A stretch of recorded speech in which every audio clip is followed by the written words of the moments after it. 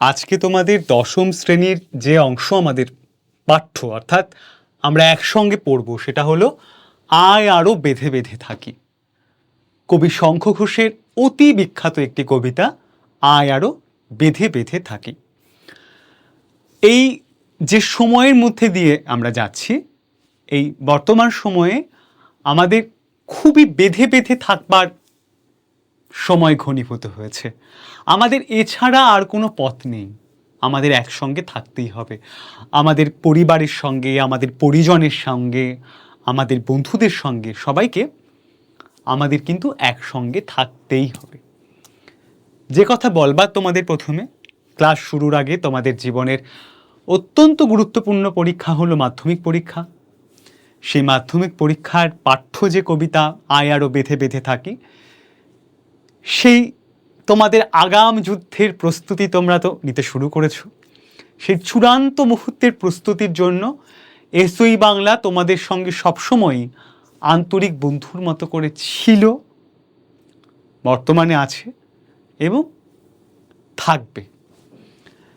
কোনো রকম কোনো অর্থনৈতিক অসুবিধের জন্য বাংলার অনেক প্রত্যন্ত অঞ্চলে যারা পড়াশুনো করতে পারছো না বা পারবে না বা পারেনি, তাদের প্রত্যেকের কাছে কিন্তু এসওই বাংলা পৌঁছে গেছে। তার সবটুকু কর্তব্য, তার সবটুকু দায়, সবটুকু ভালোবাসা নিয়ে কিন্তু সে পৌঁছে গেছে ঘরে ঘরে।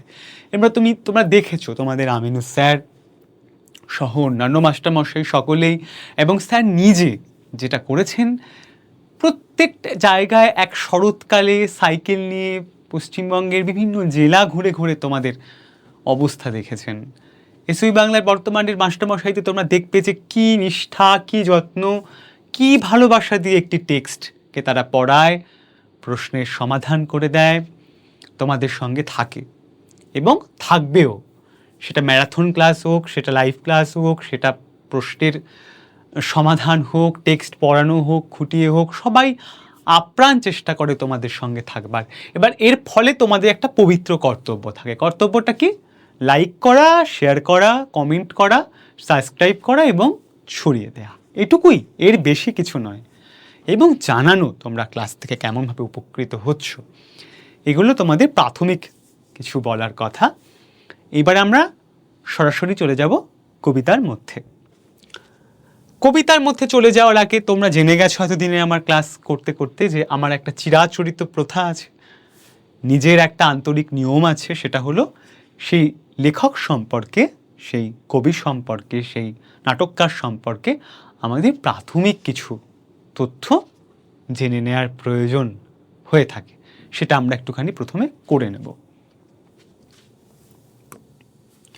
শঙ্খ ঘোষ 1932-এ জন্মেছিলেন, মারা গিয়েছেন। বর্তমানে শঙ্খ ঘোষ আমাদের মধ্যে নেই। তিনি জন্মেছিলেন বরিশালে।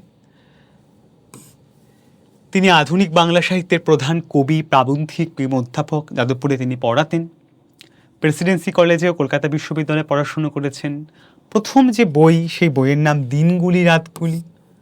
নিহিত পাতোয়াল ছায়া, বাবরের প্রার্থনা, মাজরে দ্বারের শব্দ, রক্তে জল ছলছল করে, নৌকুর গলুই ভেঙে উঠে আসে কৃষ্ণা ত্রয়োদশীর চাঁদ।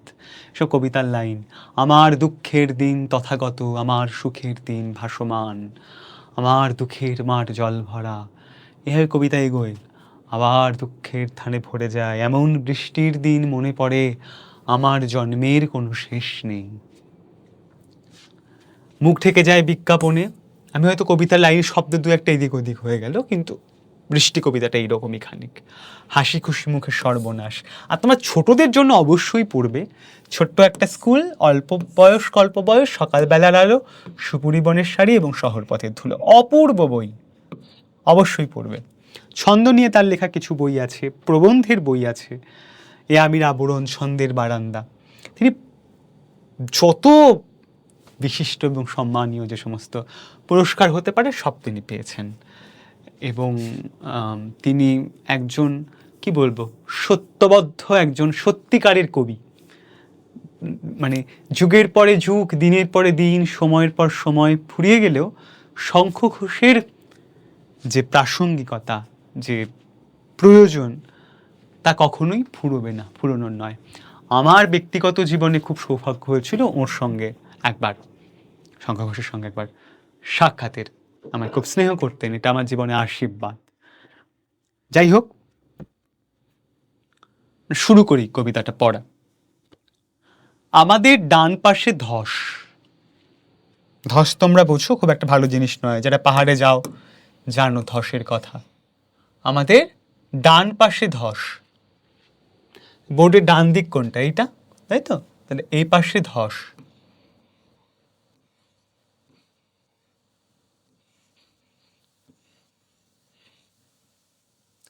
আমাদের বায়ে গিরিখাত।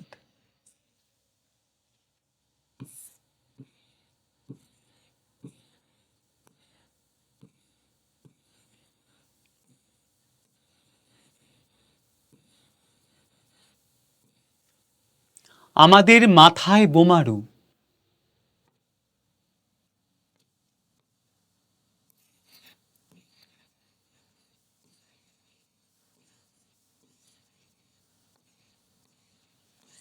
আমাদের মাথায় বোমারু, পায়ে পায়ে হিমানির বাঁধ। এটা আমরা না মুখস্থ করে নেব, হ্যাঁ?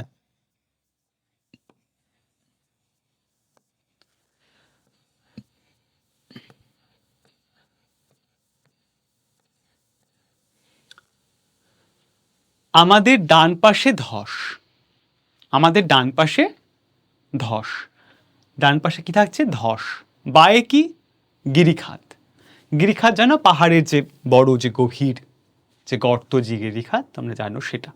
ধস মানে ধস নামছে। মাথায় বোমারু, যে বিমান বোম বর্ষণ করে তাকে বোমারু বলে। আর পায়ে পায়ে হিমানির বাঁধ, বরফের যে বাঁধ, যা চলতে গেলে পথে আর কি আমাদের হাঁটতে গেলে বাধা দেয়, সেই হিমানির বাঁধ।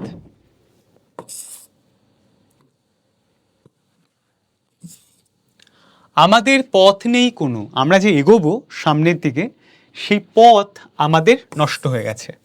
আমাদের ঘর গেছে উড়ে, আমাদের যে থাকবার জায়গা, যে ঘর, যে বাসস্থান, সে ঘর তা উড়ে গেছে। তাহলে এই যে আমরা একটা চিত্র বা ছবি পাচ্ছি, এটা কি খুব ভালো ছবি? তোমরা বলো তো। খুব ভালো ছবি নয়। কি হচ্ছে? আমাদের ডান পাশে ধস, ধস নামছে। বায়ে গিরিখাত, পাহাড়ের বড় বড় গর্ত। আমাদের মাথায় বোমা বর্ষণ করা বোমারু, বিমান। পায়ে পায়ে হিমানির বাঁধ, পথ আটকানো। আমাদের পথ নেই কোনো, এগোনোর কোনো পথ নেই। আমাদের ঘর বা থাকার যে বাসস্থান, সে বাসস্থান উড়ে গেছে। আমাদের শিশুদের সব, মানে আমাদের শিশুদের যে মৃতদেহ ছড়ানো রয়েছে কাছে দূরে। অর্থাৎ আমাদের যে ভবিষ্যৎ প্রজন্ম, আমাদের যে আগামী প্রজন্ম, তারা যারা আসবে, আমাদের সন্তান, এ পৃথিবীকে শিশুর বাসযোগ্য করে যাব, নবজাতকের কাছে আমার দৃঢ় অঙ্গীকার। সুকান্ত ভট্টাচার্য বলেছিল, সে দৃঢ় অঙ্গীকার আর অঙ্গীকার থাকছে না। আমাদের শিশুদের সমস্ত শবদেহ কাছে দূরে ছড়ানো রয়েছে। আমরাও তবে এইভাবে এ মুহূর্তে মরে যাব নাকি? তাহলে আমরাও কি যেমনভাবে এই ধারাবাহিক মৃত্যু,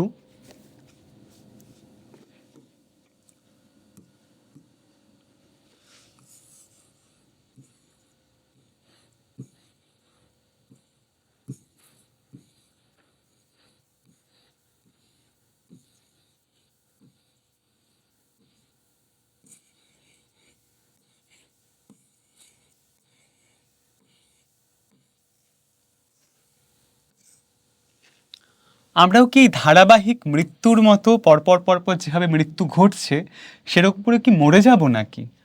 আমাদের পথ, আমাদের পথ নেই আর, আমাদের কোনো আর পথ নেই, আমাদের কোনো আর রাস্তা নেই। আয় আরো বেঁধে বেঁধে থাকি। আমাদের আর এই বেঁধে বেঁধে থাকা ছাড়া আর কোনো রাস্তা নেই। আমাদের একসঙ্গে বেঁধে বেঁধে থাকতে হবে, এই আমাদের পথ। বেঁধে বেঁধে থাকা, একসঙ্গে থাকা। আমাদের ইতিহাস নেই, অথবা এমনই ইতিহাস আমাদের চোখ মুখ ঢাকা, আমরা ভিখারি 12 মাস। আমাদের যে ইতিহাস পড়ানো হয়েছে, যে ইতিহাস আমরা জানি, জেনে এসেছি, সেটা আমাদের সত্যিকার ইতিহাস হয়তো নয়। সেই ইতিহাস এমন, সেই ইতিহাসকে চোখ মুখ ঢেকে দেয়া, তা সত্যিকারের ইতিহাস নয়, তা অন্ধকারের চাপিয়ে দেয়া, জোর করা, তৈরি করা ইতিহাস। যদি বলি, শঙ্খ ঘোষের অনুবাদেই এক কবিতা আছে, পরে তোমরা পড়বে।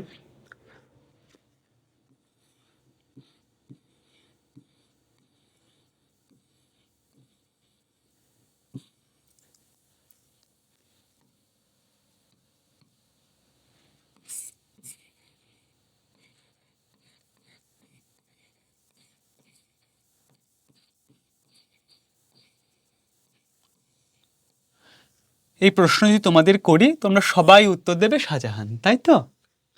সত্যি কি শাহজাহান বানিয়েছিল না এই মিস্ত্রিরা বানিয়েছিল? এই যে ইতিহাস যেভাবে তৈরি, বুঝতে পারছো হয়তো, হ্যাঁ? পৃথিবী হয়তো বেঁচে আছে, পৃথিবী হয়তো গেছে মরে, মানে পৃথিবী বেঁচে আছে না মরে গেছে সে খবরও আমাদের কাছে আর ঠিক করে নেই, আমরা বুঝতে পারছি না। এমন আমাদের কথা কে বা জানে, আমরা ফিরেছি দৌড়ে দৌড়ে। আর আমরা ভিখেরি, হ্যাঁ, আমরা একেবারে ভিখেরি হয়ে গেছি। এবং আমরা কি করেছি?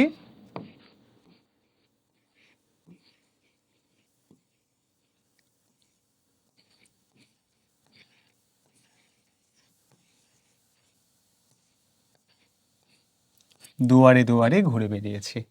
কিছুই কোথাও যদি নেই, তবু তো কজন আছে বাকি? কিছুই নেই জানি আমরা, কিন্তু কজন মানুষ তো আমরা বেঁচে আছি। আয় আরো হাতে হাত রেখে, আয় আরো বেঁধে বেঁধে থাকি। আয় আরো হাতে হাত রেখে, মন্ত্রের মতন, যে আমাদের এই রকম অবস্থা, এইরকম পরিস্থিতি, আমাদের আর কিছু করার নেই। আমরা কি করব, কোথায় যাব? আমাদের যাওয়ার কোনো পথ নেই, কিচ্ছু করার নেই। তখন আমরা যে কজন বেঁচে আছি, সে কজন আমরা হাতে হাত রেখে পরস্পর আমরা একসঙ্গে বেঁচে থাকি। এই হলো তোমাদের কবিতা। খুব ছোট্ট কবিতা, কিন্তু খুব সংবেদনশীল, খুব সাম্প্রতিক, খুব প্রাসঙ্গিক কবিতা। একবার দেখো, আমাদের ডান পাশে ধস, আমাদের বায়ে গিরিখাত, আমাদের মাথায় বোমারু, পায়ে পায়ে হিমানির বাঁধ, আমাদের পথ নেই কোনো, আমাদের ঘর গেছে উড়ে, আমাদের শিশুদের সব ছড়ানো রয়েছে কাছে দূরে। আমরাও তবে এইভাবে এই মুহূর্তে মরে যাব নাকি? আমাদের পথ নেই আর, আয় আরও বেঁধে বেঁধে থাকি। আমাদের ইতিহাস নেই, অথবা এমনই ইতিহাস, আমাদের চোখ মুখ ঢাকা, আমরা ভিখারি 12 মাস। পৃথিবী হয়তো বেঁচে আছে, পৃথিবী হয়তো গেছে মরে, আমাদের কথা কে বা জানে, আমরা ফিরেছি দৌড়ে দৌড়ে। কিছুই কোথাও যদি নেই, তবু তো কজন আছি বাকি। আয় আরো হাতে হাত রেখে, আয় আরো বেঁধে বেঁধে থাকি। এই হলো তোমাদের কবিতা। খুব সহজ, খুব যে ভীষণ মাথা কাটাতে হবে, অনেক করতে হবে, এমন কোনো বিষয় নয়। খুবই সহজ কবিতা, কিন্তু এই কবিতার প্রাসঙ্গিকতা বা গ্রহণযোগ্যতা কিন্তু চিরদিনের। তুমি লাইন ধরে পড়ো, শব্দ ধরে পড়ো, কোথাও অসুবিধা হলে জানাও, উত্তর করার জন্য তো আমি রয়েইছি, তোমাদের বলে দেবো। আর সময় নষ্ট করো না, এখন থেকে পড়াশোনাটা ভালো করে মনোযোগ দিয়ে শুরু করে দাও। আর দেখো, তোমাদের শুধু 9, 10, 11, 12 যেই শুধু নয়, তোমাদের একটা সম্পূর্ণ ক্লাসের ব্যাচের একটা আয়োজন করা হয়েছে, এবং একটা সমগ্রতার দিকে নিয়ে যাওয়া হচ্ছে এসওই বাংলা চ্যানেলটাকে। এবং তোমরা সেই সমগ্রতার অংশ, তোমরা কেউ বিচ্ছিন্ন কেউ নয়। তো তোমাদেরা যদি এই ক্লাসগুলো নিতে চাও, দেখতে চাও, অ্যাপ রয়েছে, ক্লাসগুলো তোমরা যেভাবে নিতে চাইছো বা যা করতে চাইছো, যে কোনো প্রয়োজনে জানার কোনো কিছু থেকে তোমরা কিন্তু এই যে ফোন নাম্বার দেওয়া রয়েছে, এই ফোন নাম্বারগুলোতে তোমরা কিন্তু যোগাযোগ করে বিষয়টা করতে পারবে। আর দেখো, তোমাদের বারবারই যেটা বলার, যে তো আমরা সম্পূর্ণ তোমাদেরকে আপ্রাণ চেষ্টা করছি যে কতটা ভালোভাবে, কতটা সুন্দর করে তোমাদের কাছে সমস্ত ক্লাস সব কিছু আরও ভালো করে পৌঁছে দেওয়া যায়। তো বিনিময়ে তো তোমাদের কাছে কোনো অর্থ বা অন্য কিছু দাবি করা হচ্ছে না, তাই না? ইউটিউবে এই ক্লাসগুলোর জন্য তোমাদের একটাই পবিত্র কর্তব্য থাকে, যে সেটা হলো তোমাদের লাইক করা, শেয়ার করা, পরস্পরকে জানানো, কেমন লাগছে সেই অনুভূতিটা শেয়ার করা, তাতে করে আমাদের ভীষণ ভালো লাগে। তো মন দিয়ে কবিতাটা পড়ো, খুব সহজ, খুব প্রাসঙ্গিক, চিরদিনের কবিতা, এবং বর্তমানে এরকম একটা যুদ্ধ পরিস্থিতি, এরকম একটা সাম্প্রতিক সময়, তো একটা ঘন অন্ধকারের মধ্যে তখন ওই হাতে হাত রেখে চলা ছাড়া তো কোনো পথ নেই, সেটাই একমাত্র পথ।